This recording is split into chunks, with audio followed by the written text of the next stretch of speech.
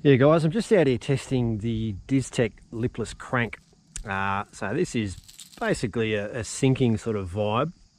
It's got a little rattle inside, and this is the black lippy colour. Colour we designed exclusively for yak hunters. A little bit of black, a little bit of red, hence the term the black lippy.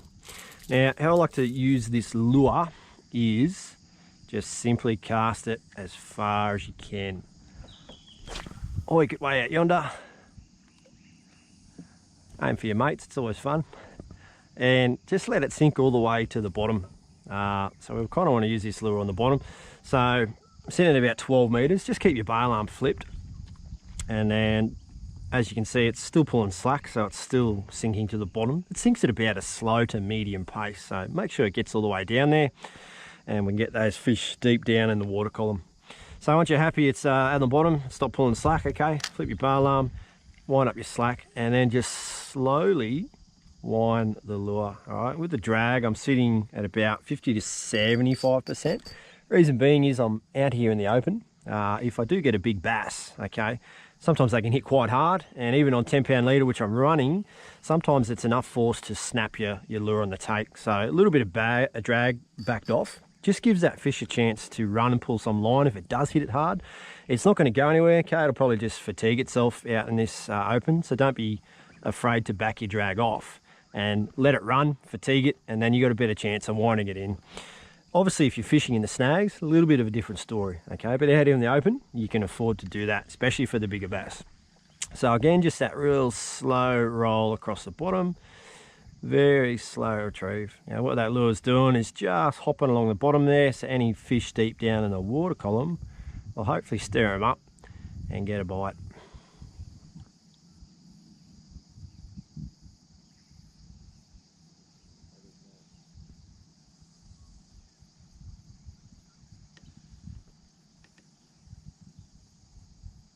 Now if you do get a bit of drift and your line starts to move on too much of an angle, it may mean that you're not quite fishing the bottom. So if you are in doubt, just flip your bail arm over again, okay? If it's pulling slack, it means that your line wasn't on the bottom, so let it sink all the way, all right, until it stops pulling that slack in your line, and that's just going to let your lure sink back to the bottom, all right, which we want to sort of hop along the bottom there. So once the slacks stop pulling, okay, flip your bail arm over, and again, just repeat that process, just that real slow roll, okay? It's just nudging along the bottom there, stirring up anything that may be down below.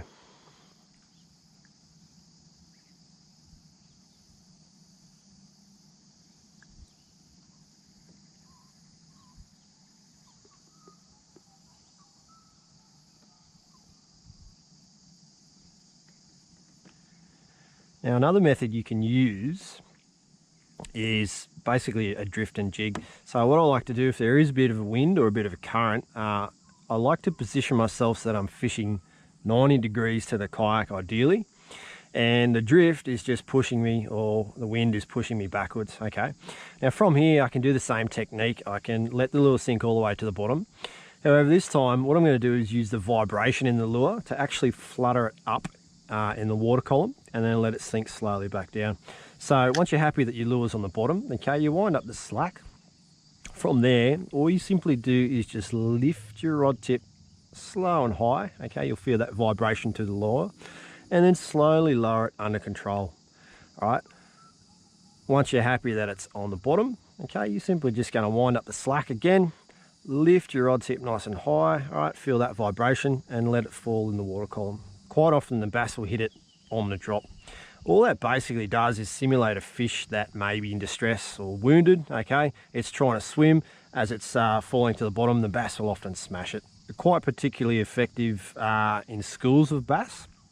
And you can just use that natural drift of the wind or current to help you do this, okay? You literally just dead stick it. Every now and then, slow lift, all right? Get the vibration rattle through the lure, and then just slowly lower it under control. If you drop it too quick, sometimes it can spook the fish. All right, so that's another method you can use, particularly if you've got a bit of drift.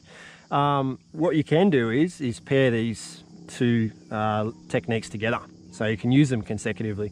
So as you can see now, the lure's on the bottom, so I'm just going to slowly start my slow roll, all right, for a little bit.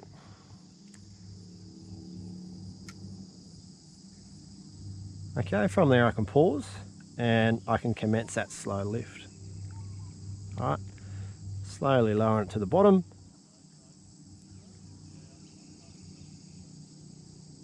Again, if you do drift over different depths, then just back your drag right off. So flip the bail arm and then let it sink. Okay, pair them together again. So a nice slow roll across the bottom.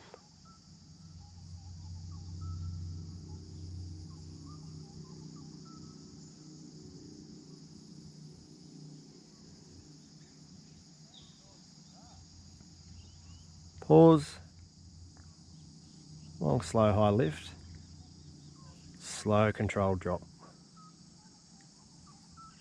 All right, and you can pair these two together and they can be quite effective. So if one's not working, try the other. Okay, if they're not working, then try and pair them together. Eventually you'll get a fish to come on the take and get the bite. Now what I find also is sometimes the bass will follow that lure. Okay, it'll spike their interest, they'll follow it right to your kayak. All right, they won't nibble at it as such, but you may have drawn their attention in. So if you do find your lure's getting close to your kayak, let it sink all the way to the bottom. All right, and from here, just give it a bit of a medium, a little bit faster wind, okay? Sometimes the bass will think that the fish they've been following is getting away or making an escape for it, and quite often they'll follow it right up to the kayak, or this is when they'll often hit it if they have been following it. So yeah, don't forget to work your lure all the way to the kayak. But that's basically the two methods I use out here, using the environment again to assist you with that drift, the slow long lift, and the slow roll across the bottom.